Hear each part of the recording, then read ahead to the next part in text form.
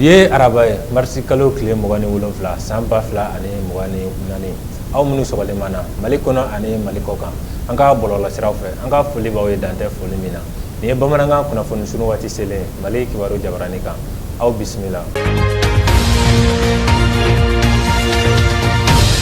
Kunnafoni daminɛ la bi an bɛ aw ladɔnniya k'a fɔ an ka furanjɛla fanga jamanakuntigi n'o ye Colonel Asimi Goita ye a ye laada lakile ko kura ka kɛɲɛ ni tarata ye marsi kalo kile 26 san 2024 ka jirifeere da maritiru ka monument kan hakililajigi seli sen fɛ maritiru tɔgɔladon laɲɛnamayali hokumu kɔnɔ a kɛra minisiri ɲɛmɔgɔ Dr Sogɛl Kokala Mayiga CNT ɲɛmɔgɔba Colonel Maliki Jaw gouvernement mɔgɔ dɔw teri jamanaw ka lasigidenw ani démocratie tɔn ɲɛmɔgɔ caman ɲɛkɔrɔ.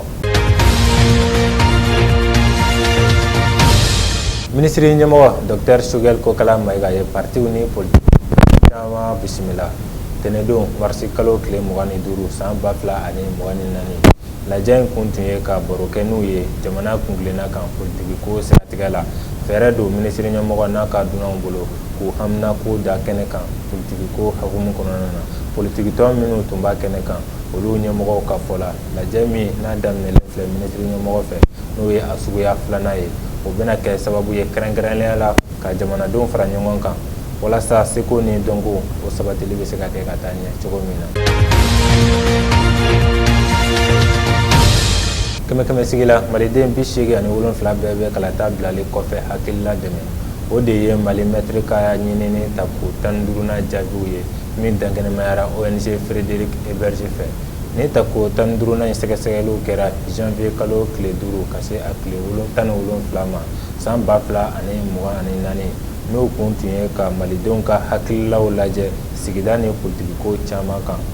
mɔgɔ 2055 n'olu si b'a ta san 18 la ka yɛlɛ n'olu tilalen tun don Bamako district ni marabolo 9 faaba cɛ olu de sen yera nin ɲinini na. Boloci campagne min bɛ kɛ ɲɔni kɛlɛli kama o bɛ senna Mali kɔnɔ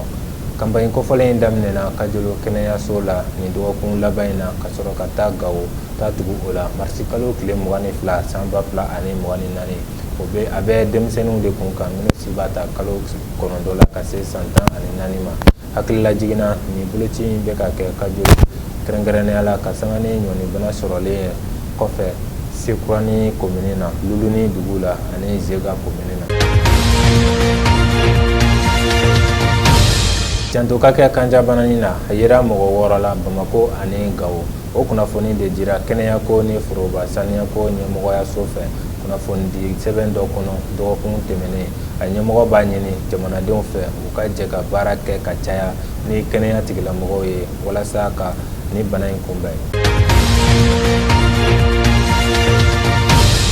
An bɛ taa kɔkan kibaru la kɛrɛnkɛrɛnnenya la Niger jamana kan a yirala k'a fɔ Niger furanjɛla fanga jamanakuntigi n'o ye Général Abdurrahmane Tiani ye ale ye téléphone baro kɛ tarata ni Rusila jamanakuntigi ye Vladimir Poutine a kumaɲɔgɔnyaw sinsinna kosɛbɛ jamana fila ka jɛ ka fɔ sabatili kan jamanakuntigi fila ninnu ye tasibila kɛ ɲɔgɔn ka forow ye ka sanga ni bingani walew ye minnu taara ka jamana fila ninnu jamanadenw sɛgɛrɛ o kɔfɛ Niger jamanakuntigi ye Vladimir Poutine fo ka waleɲuman dɔn Rusila jamana ka dɛmɛ na ka ɲɛsin Niger ma a ka yɛrɛma sɔrɔnya sɔrɔli kɛlɛ la.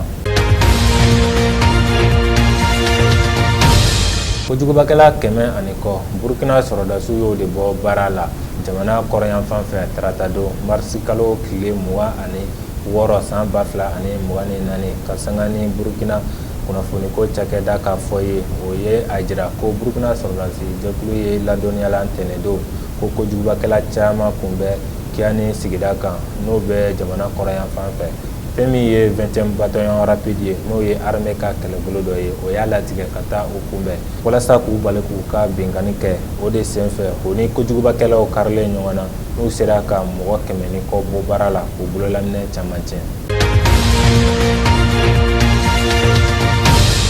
Ni ne bɛ an ka bi kunnafoniw kuncɛ an b'a fɔ Ala ka bɛn ni lafiya sabati jamana kɔnɔ halisa aw kana ɲinɛ ka abonné ka partager ani ka like aw kan bɛn don nataw la kunnafoni kura olu kɛnɛ kan.